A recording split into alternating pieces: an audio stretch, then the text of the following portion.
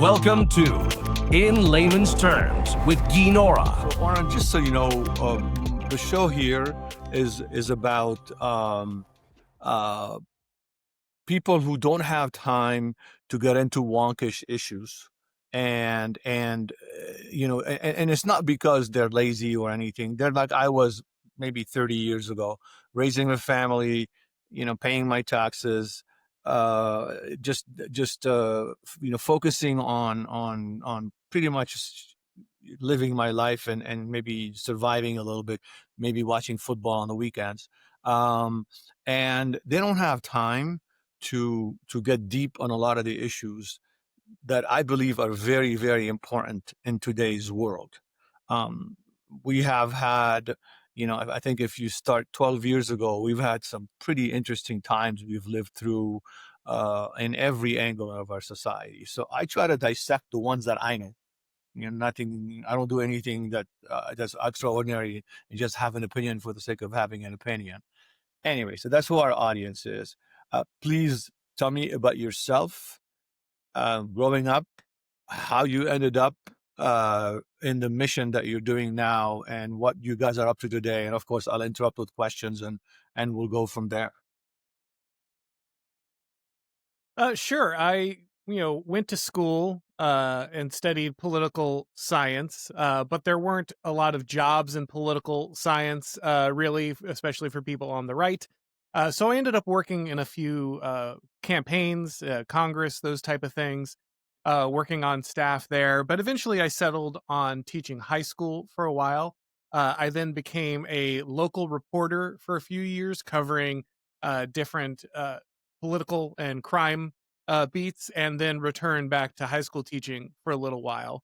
But during this time when I was moving back to high school teaching, I saw what was happening with 2020, with COVID, the lockdowns, the riots, the election, and everything else. And like a lot of people, I had come up as kind of a standard issue talk radio conservative. I listened to Rush Limbaugh and Dennis Prager and Sean Hannity and all these people. And I felt I had a pretty good grasp on the Constitution, the way that our government worked. I even taught these things, right? I reported on these things. But then I saw what happened in 2020, and I said, okay, actually, none of that works the way that I was taught, the way that I taught others. There's something very broken in the system, or something has failed. I don't know what it is, but I need to understand it. And so I started to read a lot of political theorists who were kind of off the beaten path, people who don't show up in your average political science curriculum or your philosophy curriculum, even sadly, these days. But it turns out there was actually quite a robust amount of political thought explaining how we got to the position we were in. And being kind of a teacher and a reporter by trade, I wanted to communicate that knowledge to the extent that I was able to others. So I started putting together YouTube videos, and eventually someone said, you really ought to start posting things on Twitter, because that's where people find YouTube videos and that type of thing. Well, it turns out I was actually much better at Twitter than I was at YouTube. And so my YouTube account, or my Twitter account, kind of exploded. And I was, my YouTube account eventually followed along. I started getting invited to speak to different conservative commentators on bigger platforms. And eventually I ended up being offered a position at The Blaze. So now I have a show that I do on a regular basis there. I write a column, and I also have a book out called The Total State, which is kind of the summation of my journey trying to understand how a constitutional republic ended up being governed more like a tyranny than anything else. That's fascinating stuff. Great history. I don't even know where to start. So let's go with, you're a teacher. And what were you teaching, by the way? Government history, things like this? Yeah, I was teaching civics and American and world history. Okay, so I'm glad they still teach civics, because I've always said that if I had become governor when I ran, I would bring back civics to all high schools. If I can go, I'm going to go on a quick little tangent here. It's a funny story. So I came to the U.S. when I was 15 years old, and I came from Lebanon, and I had studied in the French system. So when I was a senior, I was doing okay in high school. I was pretty popular. I was playing sports. I was on a rock band and all this kind of stuff. So I was okay popularity wise, even though I hadn't come here when I wasn't born with these kids and gone to middle school and elementary school with them. But I was doing okay. So all the cool kids took their government class with a teacher who later became actually a California assemblyman. So very left wing, kind of a guy, and that was where the cool kids went. Well, of course, being my irreverent self, I took it with Mr. Jennings, and that's where all the burnouts were. And Mr. Jennings' class consisted of memorizing the Constitution. That was it. You came in, you had to memorize, the first, second, third amendments, that's it. And then you would recite it to them when it's your turn, which was every 2 weeks. And since I had studied in the French system, memorizing was the easiest thing in the world. Anyway, so I still remember I didn't learn anything, but man, I was so good at memorizing. Anyway, side story, I apologize. So you saw in teaching what was happening, and then you spoke up. So tell me about speaking up and how you started getting attention just from speaking up, and what made you get that attention from people. Well, like I said, it turned out I was pretty good at Twitter. I guess, when you're a newspaper writer, you're used to writing very short, concise. Most of the pieces I was writing were barely 500 or 600, word news blurbs. So I got very good at distilling information down, which is a particularly important skill on something like Twitter. And I had also tried to comment on what was happening, but I tried to bring kind of this political theory perspective, right? Because that's just, especially on kind of the conservative and right side of the aisle, we just don't do a lot of that. There's not a lot of discussion on political theory, the political traditions, these kind of things. And so that's not a perspective that's often brought to kind of commentating on current events. And I think a lot of people appreciated that I was laying out kind of the mechanics of power, not just, is this talking point right or wrong? Do we agree with these principles? Those things are important, but also, how do the raw mechanisms of power work? How is public opinion manipulated? How does the managerial state take what should be democratically decided positions and instead turn them into this kind of proceduralism exclusive to experts? Things that really alter the way that our government works, but we never voted on. And so when we teach people civics, which I did repeatedly, we explain the mechanisms, as you say, the Constitution that you memorize, the way the founders laid out power, but we kind of pretend that nothing has changed since 1790. But of course, things have changed radically since 1790. And if we don't recognize that, then we're kind of playing with an obsolete model. And we don't want to do that when we're trying to understand why the events around us are happening. So I think that's kind of what built up my reputation, was just that I was willing to apply, the kind of this mapping of power and distill it down into something that was easily accessible to people who are looking at any given situation. So if you're looking at something, say the Trump administration, they issue an executive order. All of the people in the executive branch just ignore it. Nothing happens. Barack Obama issues a dear colleague letter, which by all, right is much less powerful than an executive order. And yet everyone in the country snaps to and obeys it.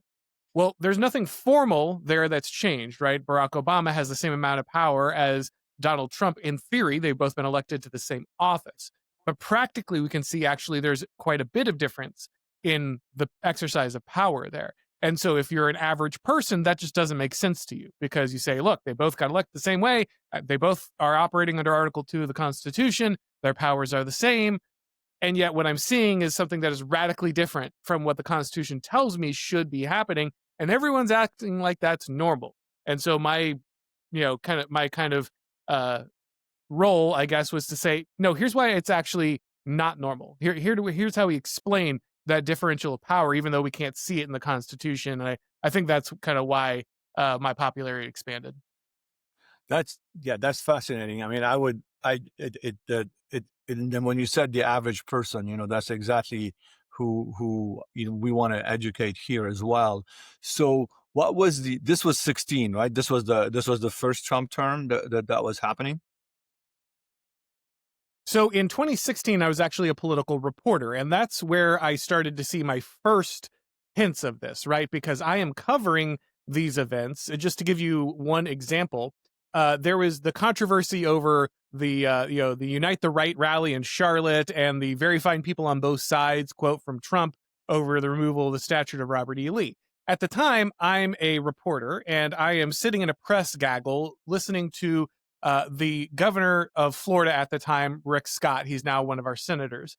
And he's answering questions from the many reporters about this. And they ask him over and over, hey, Donald Trump said very fine people on both sides. Do you agree with this? Or do you support white nationalists? All these things. Governor Scott was being asked these questions where obviously the press was trying to get him to slip up. He gave an appropriate response each time, never denouncing Trump, never, going for their bait as they tried to describe a false statement that Trump never made, giving the proper response each time. But finally, after kind of the 10th question in a row that was exactly the same, he forgot to add the, something about denouncing the white nationalists the one time. And of course, that is the only quote that they went with, even though 9 times he said specifically, no, I don't agree with these people. Ultimately, that's the question that they ran with. And when I was sitting in that press gaggle, I'm just sitting there thinking, oh, this is how public opinion is actually made, right? I'm sitting here in the front row getting the actual story, but all the colleagues around me were looking for a very different story. And in fact, my paper was the only one that wasn't directly attacked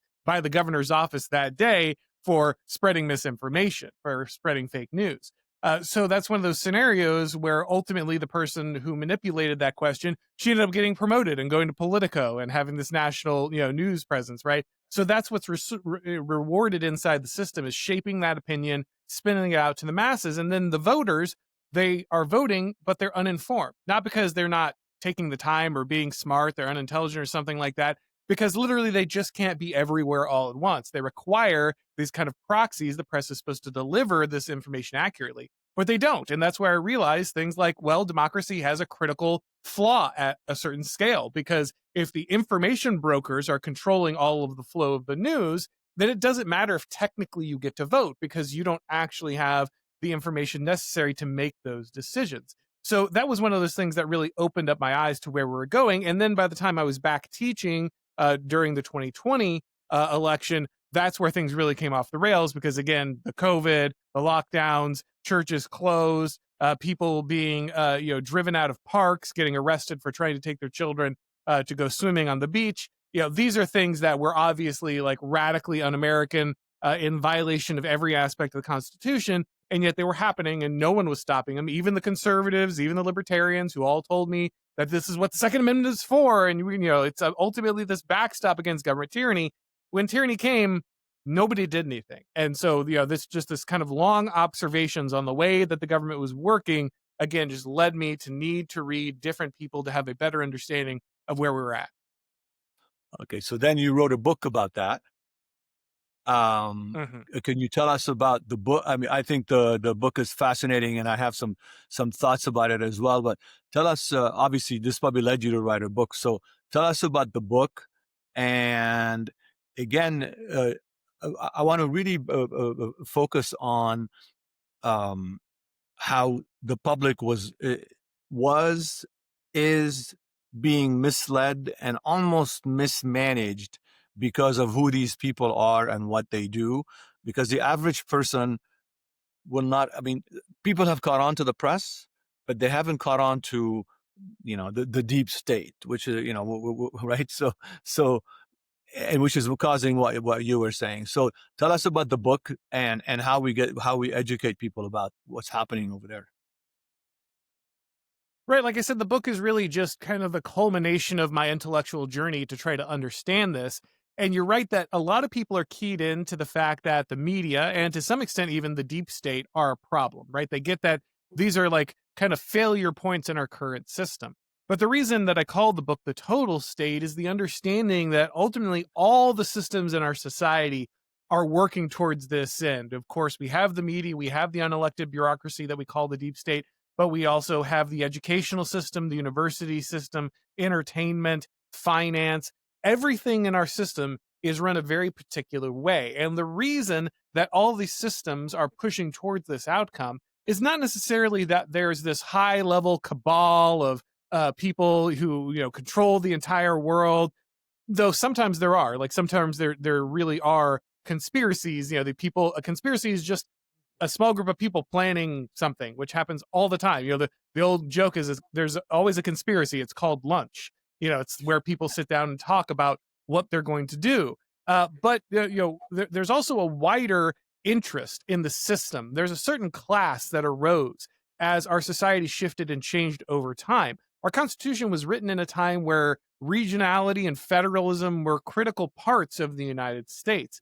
But especially after the Industrial Revolution and the lead up to World War II, we saw the massification of society, right? Whether it's communism or fascism or liberal democracy, whether it's Hitler or Stalin or FDR, everybody suddenly had to grapple with the fact that the world had gotten smaller, that planes and trains and radios and telegraph and all of these things had made instant communication and travel, high yield logistics. These things were all happening very quickly. And you needed a way for your country to centralize in some way control over these things. That's why even in the United States, which we think of as the least totalitarian of these options, we got things like the New Deal and like these massive reconstructions of our government into these highly specialized bureaucracies.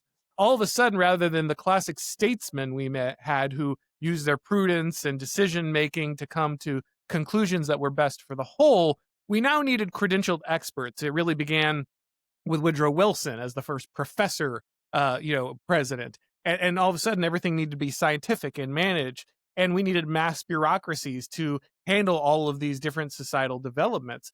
Well, this leads us to a certain type of logic. These people, this new class, this new aristocracy, if you will, they all have very specific skill sets and interests that are benefited by pushing things like college educations and the lifting up of these different managerial structures that they follow, the application of these just different managerial techniques that allow them to operate these bureaucracies at a high level of efficiency.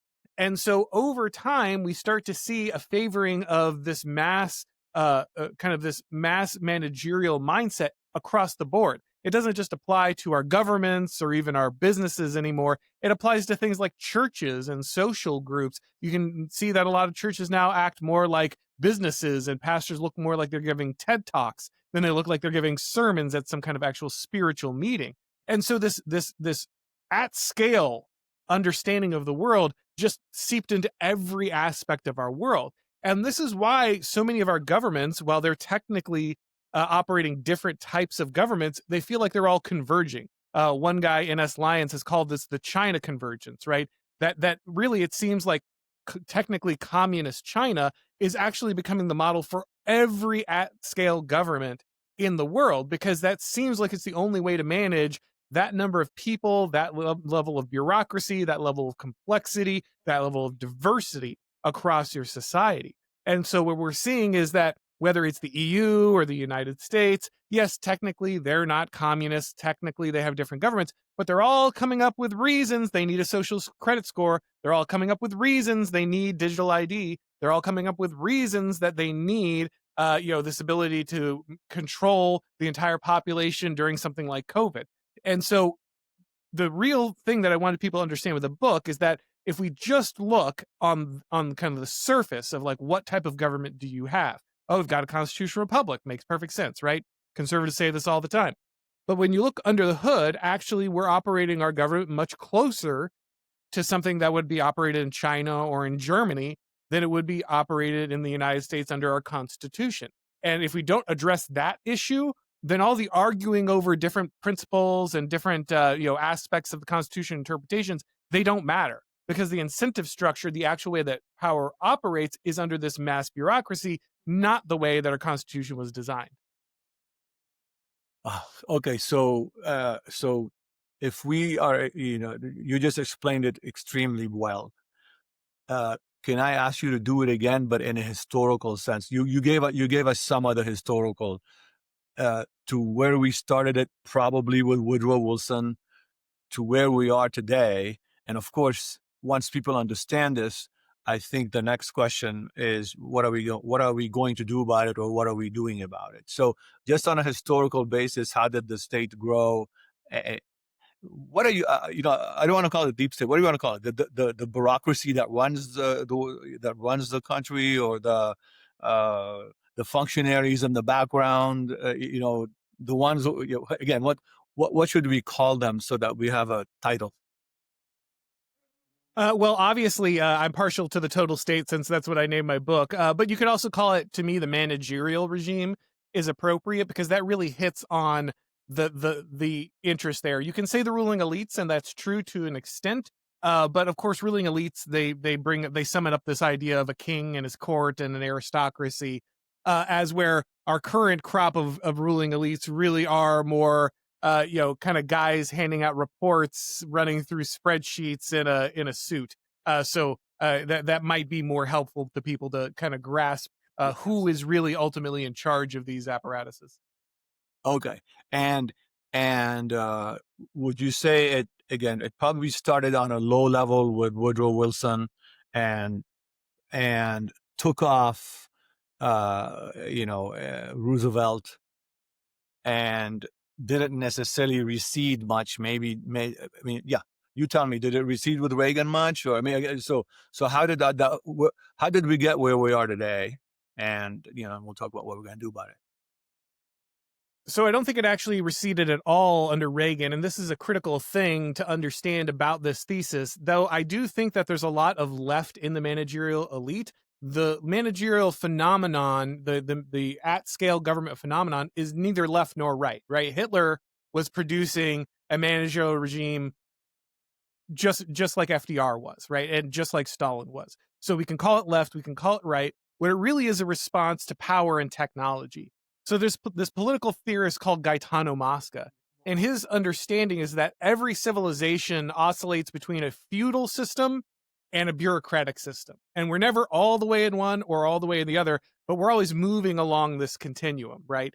And so we can look through history. The word Byzantine obviously comes from the Byzantine Empire. We use it to explain overcomplicated bureaucracies. Well, there's a reason for that because it already existed under the Byzantines, right? So the managerial elite is not a new phenomenon. However, we have a more modern version of it. And the reason that it's become so overbearing is that, it's not that the Roman Empire or the Byzantine Empire wouldn't have used these techniques if they had had them at the time. The technology simply wasn't there. The scale was not there. So it was not available to them when they did that. And so I want people to recognize this is not just an ideological thing, right? Though it does have an ideological outcome, but it's really a technological thing. Our society is responding to the invention of, the Industrial Revolution and all of the consequences that flowed after it. And so the governments we're experiencing, if you just see them as, oh, it's just the left or it's just the right, you're missing something more fundamental about the structure of power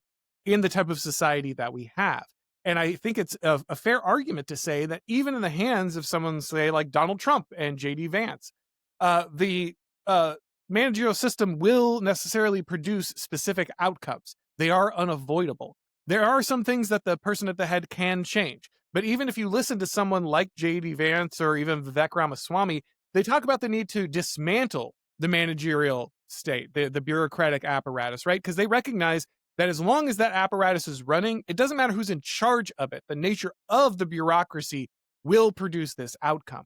And so if we want to change these things, we have to change the underlying system. We can't just say, oh, well, that's too left-wing or that's too right-wing. I do have a preference. I am decidedly right-wing. But we have to understand that under this, there is a mechanism, there's a scientific advancement that has occurred. And if we don't address that part, then we can't deal with any of its consequences. Okay, so if someone like me, I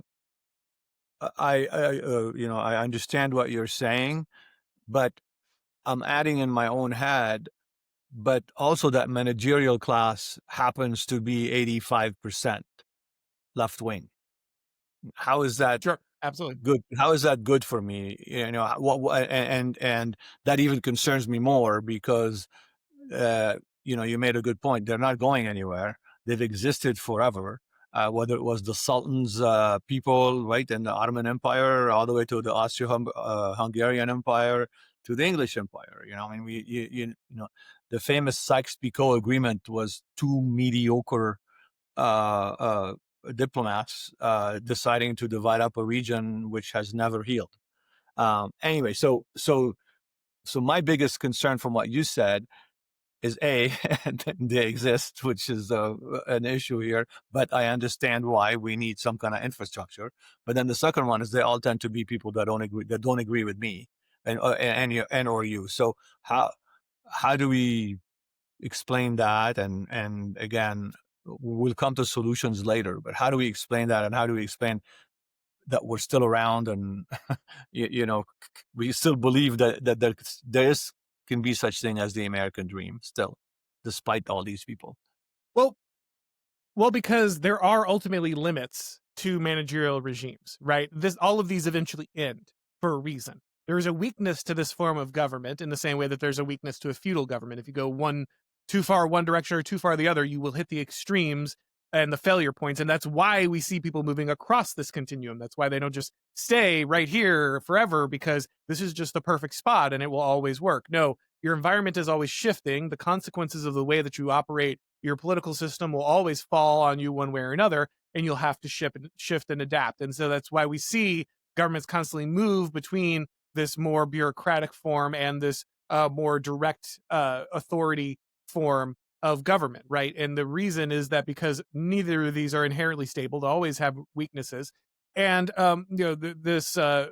another thinker that I talk about in my book is Vilfredo Pareto, and he talks about the circulation of elites. And he says in a healthy society, elites will always be circulating, right? Because you want to have the newest, most talented people come in and come out. He actually identifies two types of elites that are most predominant. They have fancy names, so I'll just give them the easiest ones, which are the foxes and the lions, right? You have your more martial, you're more patriotic, you're more brave, guys who are interested in conservation and persistence of identity and tradition and these things. And then you have your clever, manipulative people who are able to move ideas around in space and create new things.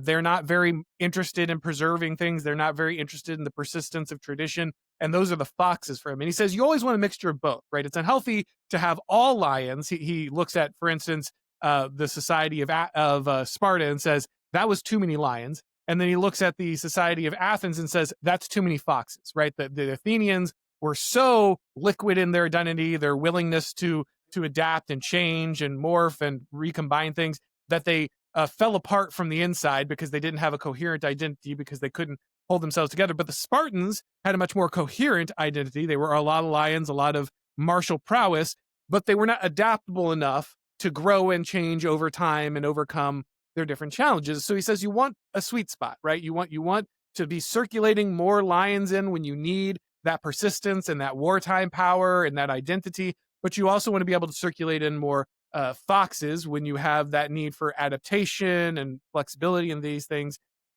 And what happens is if you don't have that flexibility, you get stuck in one mode, and this is where bad things happen. And we've been stuck in the fox mode for a long time. Our managers are foxes, right? They don't go to war. They're not generals. They don't believe in tradition. They don't believe in persistence of identity. They just want to manipulate things to get the most efficiency out of the system. And eventually that comes to an end. Eventually you start to lose who you are. You lose your identity. You become too clever. You break down all the things, the religion and the tradition and all the things that made your society what it is. And that's kind of where we are at with the managers right now. For a long time, scale has been the most powerful aspect of society. And so the foxes have flourished. But because they flourished, they've kind of locked the lions out of power. You can kind of see this with Donald Trump, right? He's much more of a lion than we're used to having in office. And this is why so much of the media and others react the way they do. It's not the policies and those things per se. It's really the persona. It's the way that he interacts with power. That's what they're scared of. And so that the system, which has become sclerotic and almost exclusively fox, is very terrified of the return of the lion. And so the hope we have is that ultimately that those managerial regimes cannot persist forever, that eventually the system loses, that this chase for efficiency actually destroys the people that it's supposed to be serving. And so we need a system that returns back to a more traditional understanding, a more lion-esque, conservative, patriotic understanding. And I think that is what we are trying to see now. This is why people hate populism, right? They're pro-democracy, but they're against populism. Because what they really mean is, well, democracy was controlled by the foxes, and we liked it when the foxes made sure we always got fox outcomes. But now the people are demanding a lion, and we don't want a lion. We're afraid of lions. That challenges our power. So we have to do everything we can to stop the reemergence of the lion back into politics. And so I think that's ultimately what we're seeing in that shift between the managerial, the bureaucratic, and the feudal, is that shift away from the excesses of the bureaucratic and back towards a more traditional patriotic understanding of what America should look like. That's by the way, beautiful analogy and explanation. I really appreciate that, and I think people will understand it very well. Would you say the foxes peaked at COVID? I would say I think the foxes saw the limits of their power in COVID, because it's in some ways, obviously, they exercise more power than they've ever had before, right? So in some ways you could say they peaked with their power. They were able to lock people in their homes and shut down churches, all these things that would have been unimaginable, right? At the same time, I think they also recognize that they went too far, right? And you can see this if in nothing better than January 6th. Because January 6th, the protest during January 6th, obviously people did things that they shouldn't have done there, but nobody was armed with firearms. This was not an insurrection. No one was trying to take over the government, right? Like this is in no way even close to like a mob, in any real sense, like a French Revolution sense, right? And yet, look at the way that our politicians reacted. They were terrified, right? Not only were they truly terrified, they went after everyone. They didn't just lock up people who broke the law. They locked up people who were outside, never entered the Capitol. They locked up people who were not even in Washington, D.C. They went after anyone and everyone with maximum prejudice, right? No amount of face covering, no amount of hiding your identity was enough. They hounded these people to the end of the earth, and they threw them in jail, and they locked away the key. And the reason they did that is they were terrified. And again, that was another backlash, because people saw how totalitarian the regime was in the face of just kind of mild pushback, really. And so that's one of those things where, yet again, it only reveals the weakness, because sometimes the wounded animal is the one that lashes out the most, right? That's the one that's most likely to hurt or kill you because it's scared and it's wounded and it's desperate. And that's what I think we saw from the foxes. In some ways, it was the height of their power during COVID, but in other ways, it revealed their fragility of their power and what happens when they really tried to apply that hard power. Because foxes are not good with violence. Lions are good with violence. That's why they fear the lion. And so the fox tries to apply the violence. They try to apply the power of the state. But what we see is this actually makes them more brittle and look weaker. And I think that's what happened in the wake of COVID. It was the most power we've ever seen exerted in a visceral sense, but it was also the weakest we had seen our elites look in a long time. That's fascinating. I remember I was running for governor in 22, and the foxes in our society would want to ask me, "Oh, the insurrection! Oh my God! You should be so concerned about this." And my answer was, "Look, I come from Lebanon. I was fighting in the war in 1975. You want to hear about an insurrection? I'll tell you about an insurrection. Tanks are on the streets, soldiers are on the streets, they take over the radio stations, and they play classical music all the time. Okay, it's not a group of people that are filing in to see what's happening. As we said, there were some violence, but this is not what an insurrection is defined by. So I was able to actually, it was a strong argument against a lot of people in the press. I said it was a protest gone sideways, for whatever reasons. But again, this is so fascinating because everything you're saying is easily understood. There's not some deep political analysis thing, and it's also being put in a way that that my people will my listeners will understand. The foxes do what the foxes do, the lions do what the lions do. So when people ask me, hey, what should we do about the total state? We're going to use your terminology here, so you get some advertising. I always say, I'm a venture capitalist. The venture capital world over the last 30 years has disrupted everything, every probably single industry where you can think about. Taxis, real estate, home rentals, you name it, we've disturbed it, right? Why can't we disrupt government? I mean, right? This has been around for a long time. The way these things work is if you disrupt them, because I still think Uber, especially when Uber first came out, they were 10 times better than taxis. Some taxis wouldn't take me places just because I was going in the wrong direction, So, and I didn't like to pick up my credit card and have to pay, or put up my cash and have to pay. So disruption is good. Why can't we disrupt the total, the total government, people that are just, the Fox world? So in many ways we have, right? And this is actually why the foxes are in the state that they're in, because they relied very much on the manipulation of public opinion, right? The control of these procedures, the control of the information, that's what they relied on. And well, what we're doing right now is totally disruptive to that, right? Like, this is an avenue for us to communicate. We don't have to end up on any of the big networks. We don't have to write for any of the big newspapers.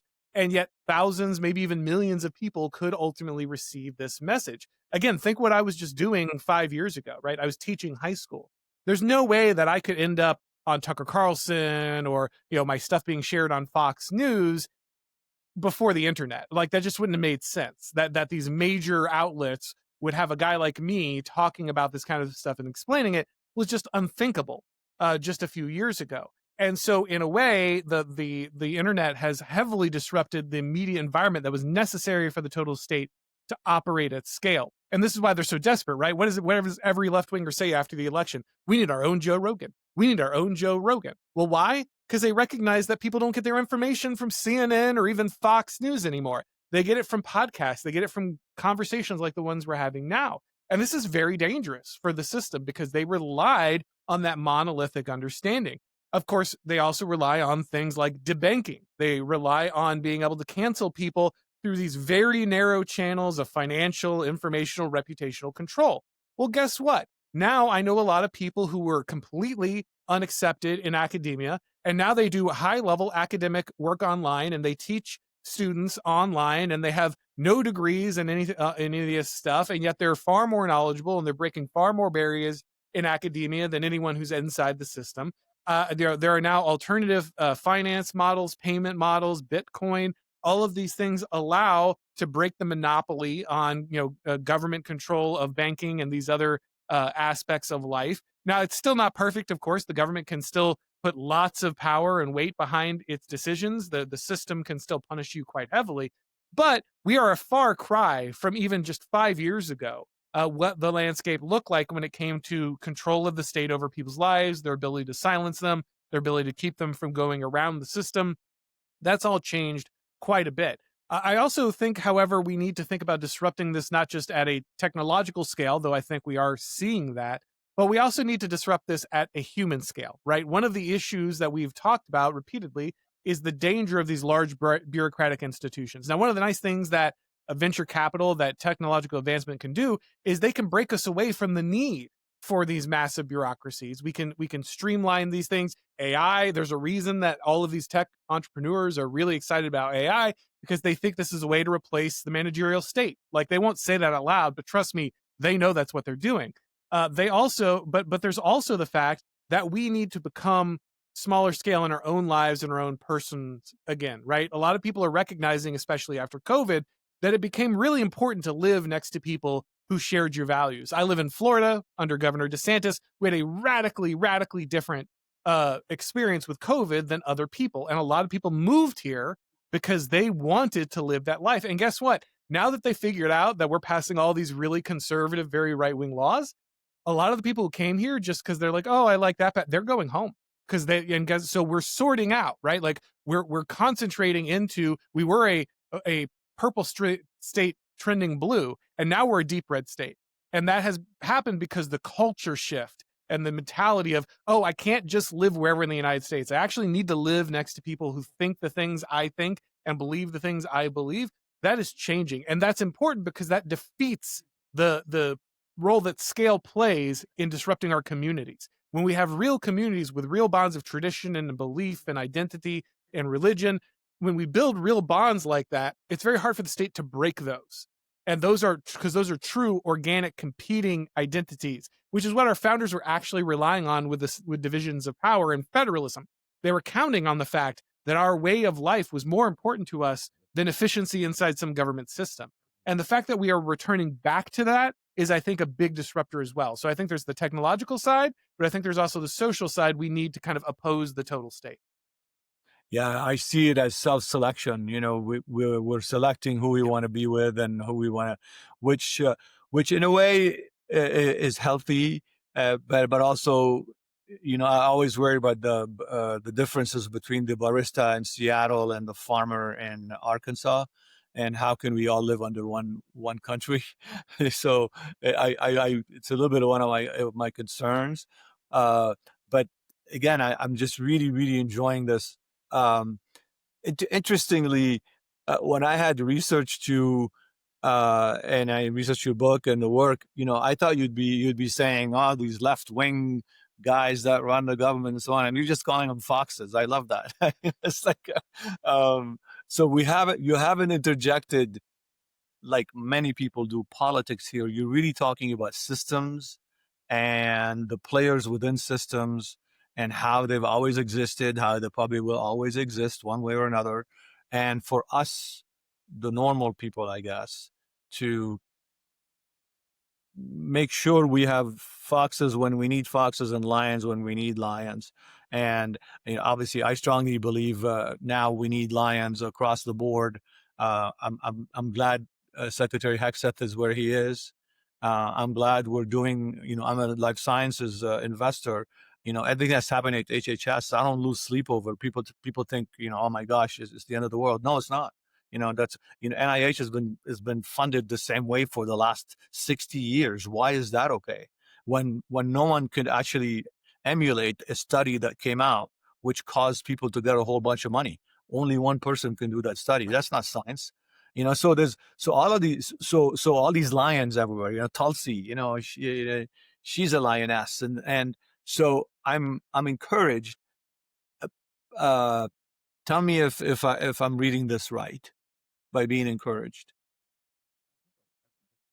No, I agree. And I think this is the natural reaction, as we spoke about. This is the way that we oscillate. And in a true healthy society, this would be normal, right? The only reason that this seems like a dangerous moment is the foxes are fighting back so hard, right? They're so desperately scared of Donald Trump, and they'll say anything and they'll do anything. They'll call all of this fascist because, like, just having basic law and order seems fascist. Having a little bit of lion seems fascist to people who have lived and is completely, deracinated, completely deconstructed way for so long. This lion, this fox manipulative rearrangement, they're so used to having that forever that any amount of authority, any amount of structure seems to them somehow totalitarian. Now, of course, that's ridiculous because their version was locking people in homes and censoring people and arresting people and so it's all perspective, right? Like they're acting in just as totalitarian ways, but that's the fun thing. We've been a left-wing society, whether people recognize it or not, for so long that any amount of right-wing authority is somehow coded as fascism, even if it is objectively less totalitarian than how the left has been behaving, because we've been trained not to recognize left-wing authoritarianism. We have been thoroughly trained to call out any version of right-wing authoritarianism. So even the slightest hint of right-wing authority suddenly becomes this five-alarm fire that we have to put out. But I do think that it's a positive direction that we are going. The fact that Donald Trump has won, that he had a clear mandate, that we're seeing the changes that we're seeing in society are important. However, we obviously are in a precarious time, because the wounded animal is lashing out, as I said, right? The foxes know that they're in trouble. They know that the monopoly on power is slipping, and they're becoming increasingly desperate. In a lot of ways, you just look at the poll numbers, right? Donald Trump has had to drop in his favorability. He's down into, the like 45, 47%. Mid But the 40s. Democrats are even lower. They're down into the low 30s, high 20s. So even if people don't like where the country is at right now, they still see the Democrats as a completely unacceptable alternative to Donald Trump. And that really tells you where we're at right now, because the Democrats are probably in the worst position politically they've been in a long time. And yet they're still becoming increasingly violent and increasingly unhinged because they know that they don't have any other way to win. Their ability to manipulate the system is failing them. And they've been able to win reliably with that for so long that they're desperate. So I am optimistic in the fact that the Lions are more in control, that we are heading back to a position that I think is healthier for the country. We're getting a circulation of elites that I think is critical for the nation. At the same time, though, I do think we are in scary territory because the left is not taking this loss well. And the things that the right has to do, that the Lions have to do, they will all look totalitarian to the left, even though I think they are entirely constitutional and entirely necessary, entirely lawful. To the left, they will seem extreme, and the left will respond in kind with more and more extremism, as we have already seen. So I think we're in a good place in the process, but I think we need to be wary of the left's reaction because it is only going to get more desperate as Trump wins and secures more power. And then when the American people will tell us when the pendulum needs to, when we have a new class of foxes that actually can deal within the new systems that the Lions have created. I mean, is that and how much time do the Lions need? Do we need? I feel like we need one more. We need 28. We need, in order to destroy this hidden. I love it. Again, the fox world. 3 years might not be enough. I mean, we're doing a lot, but I wonder if it's 7 years is even better, because then you'll definitely get the right balance for the right times. So two things, and I explain this in my book. I don't think the American people actually make a real decision on this. I am ultimately an advocate of elite theory. I believe that elites do drive public opinion, and they are ultimately the organized minority always leads the disorganized majority. Especially when you get to mass democracy, and we're probably don't have time to get into all of the theory behind mass democracy and why it becomes a problem. But I would just say that I don't think that the people themselves naturally will do this. I think they do need a certain amount of leadership, and that's why guys like Trump have been so critical. I don't think that the left, as it's constituted, should ever be able to return to power again. We simply cannot allow people who will immediately open the borders, immediately start importing millions of people into the country, immediately start locking up their political opponents. I don't think they can come back into power. I think there needs to be some level of opposition party in the United States, but the Democrats, as currently constituted, they can't be allowed to return back to power. So I think there has to be, and I don't think the Republicans need to do this, to be clear. I don't think the government needs to purge the opposing party. But I think the left has to be so thoroughly defeated that the Democrats have to reconstruct themselves into a party that is willing to respect the sovereignty of the United States, see its citizens as valuable, embrace its traditions and identity, even if they have, say, different opinions on how much tax money we can debate marginal tax rates. We can't debate whether or not you're allowed to mutilate children. We can debate the amount of welfare that we should be handing out to people. We can't debate whether or not you can let 10 million illegals in every 4 years in the United States. There are things that we can differ on and things we cannot. And the Democrats have to step away from the things that are existentially threatening to the United States before they can be allowed to return to power. And I think that just means that they have to be defeated so thoroughly, repeatedly, and have their structural power reduced so drastically that if they want to come back to the political table, they have to come back in a form that is somewhat sane and can maintain the sovereignty of the United States, where we're no longer disagreeing on these massive issues that would end the U.S., but we're back to a place where the only thing we're disagreeing is look, okay, my, your sister-in-law, she's down on her luck. She had a, kid she couldn't really afford. Do we help her out? Like when we're debating that stuff again, that's back when we're in a good place. When we're talking about whether or not we should be mutilating children or opening the border, those are not debatable questions. We have to cut off those from even being options. Guys, this has been, by the way, you said the mass earlier, so I think we're going to have another show because intellectually, I think you have this amazing ability of taking some really complex issues, and you're doing what I think my job is. It's to make it really understandable for people out there. I think the analogy today was even a great lesson for me. So I'd love to have you back. And the book is Total Government is The your total book. state. Total State. I'm gonna buy it, and I'm gonna have to ask you to sign it for me at some point. Okay. Absolutely. And thank you so much for being with us. It's I'm right on time here, so you said you had until 2 o'clock, so we're good. I hope you have a great weekend. And I follow you on X, and I'll be encouraging you, and I'm going to be pushing a lot of people in your direction.